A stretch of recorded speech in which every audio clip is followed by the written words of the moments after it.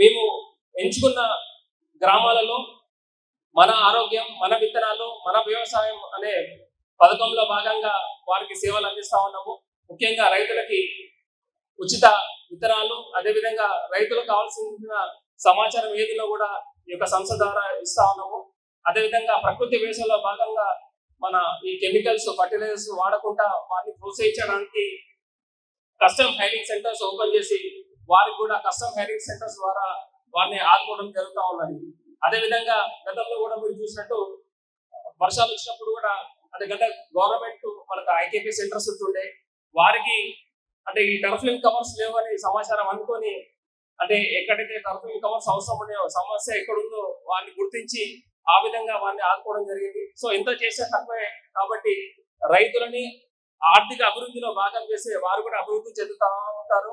అదేవిధంగా మనం ఈ మధ్యలో చూస్తా ఉన్నాము, పాత తరం రైతులే మిగిలిపోతా ఉన్నారు. వచ్చే కొత్త తరం రైతులు కూడా ఎవరు ముందుకు రావట్లేదు, కొత్త జనరేషన్ ఎవరు రావట్లేదు.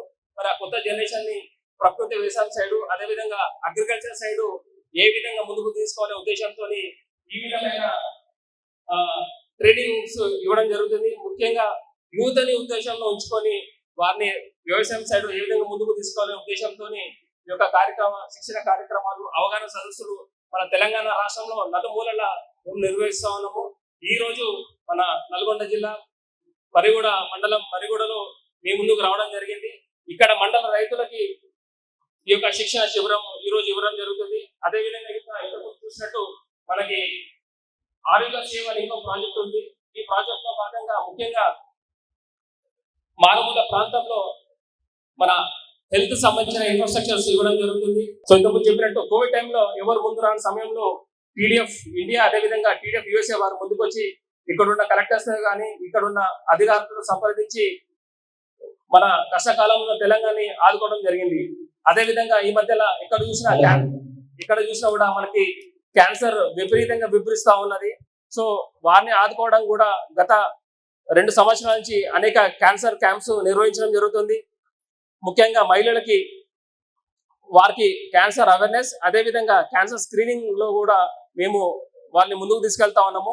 మరి ఇంత గ్రహించిన తర్వాత మేము ఒక్కటి గ్రహించింది ఏంటంటే, ఈ క్యాన్సరే కానీ ఈ రోగాలకి మూలం ఎక్కడ పడుతుందంటే తెలుసుకున్నది మన వ్యవసాయ క్షేత్రంలో.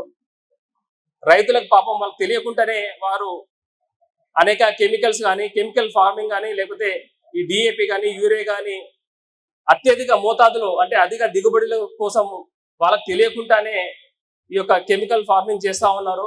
సో ఈ కెమికల్ ఫార్మింగ్ చేయడం వల్లనే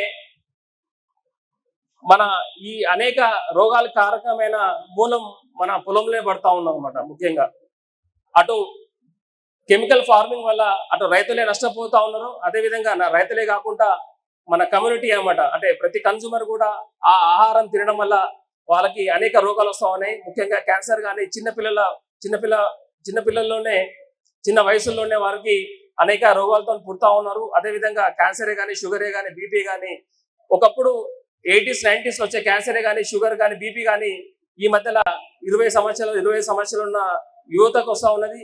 అదేవిధంగా రైతులు కూడా అనమాట, జనరల్లీ కష్టపడే వారికి షుగర్ రాదు, బీపీ రాదని నానుడు ఉంది. కాకపోతే మనం గ్రామాల్లో చూసుకుంటా ఉంటే ఇప్పుడు ప్రతి యువ రైతుకి షుగర్, బీపీతో సతమతం అవుతా ఉన్నారు. మరి ఈ అన్నిటికీ మూలం ఎక్కడ ఉందని గ్రహిస్తే మన వ్యవసాయం చేసే పద్ధతిలో ఉందని అందరు తెలిసిందే. కాకపోతే మనకున్న ఆర్థిక ఇబ్బందుల వల్ల రైతులు వాళ్ళకి తెలియకుండానే ఈ యొక్క పద్ధతులు వాళ్ళు పాటిస్తా ఉన్నారు. మరి అదేవిధంగా అత్యధిక కెమికల్ ఫార్మింగ్ చేయడం వల్ల, ఆధునిక పద్ధతులు చేయడం వల్ల ఆర్థికంగా కూడా నష్టపోతా ఉన్నారు. మరి వీటన్నిటికీ సమస్యకి పరిష్కారం ఉందంటే ఈ యొక్క ప్రకృతి వ్యవసాయం. సో అందుకనే మేము అటు ఆరోగ్య సేవని, అదేవిధంగా రైతు సేవని రెండు జోడించి ముఖ్యంగా తెలంగాణ ప్రాంతంలో ఈ యొక్క కార్యక్రమాలు చేస్తా ఉన్నాము. అదేవిధంగా ఇంకో ప్రాజెక్ట్ ఉంది మనకి, మన తెలంగాణ బడి.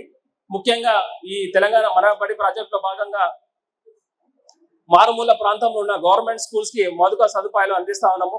అదేవిధంగా మనకి వనితా చేత అని ఇంకో ప్రాజెక్ట్ ఉంది. దానిలో ముఖ్యంగా మహిళలు వాళ్ళ సాధికారిక కోసం పాటుపడుతూ ఉన్నది. ఈ విధంగా అనేక ప్రాజెక్టుల రూపంలో భాగంగా అనేక కార్యక్రమాలు గత 25 సంవత్సరాల నుంచి చేస్తా ఉన్నాము. ఈ సంవత్సరమే 25 సంవత్సరాలు, 25 వసంతాలు పూర్తి చేసుకో ఉన్నాము. సో ఈ విధంగా ఒక ఉద్యమ సంస్థ, అభివృద్ధి సంస్థగా మారి తెలంగాణలో ఎవరు చేయలేని అభివృద్ధి కార్యక్రమాలు అనేక సంక్షేమ కార్యక్రమాలు చేస్తున్న సంస్థ ఉందంటే అది తెలంగాణ డెవలప్మెంట్ ఫోరం. మరి ఇంత మంచి సంస్థ ముందు వెనుక ఉన్న మన ఎన్ఆర్ఐ సభ్యులందరికీ, అదేవిధంగా ఈ సంస్థకి పాటుపడుతున్న ప్రతి ఒక్కరికి తెలంగాణ డెవలప్మెంట్ ఫోరం ద్వారా ధన్యవాదాలు, కృతజ్ఞతలు తెలియజేస్తా ఉన్నాము.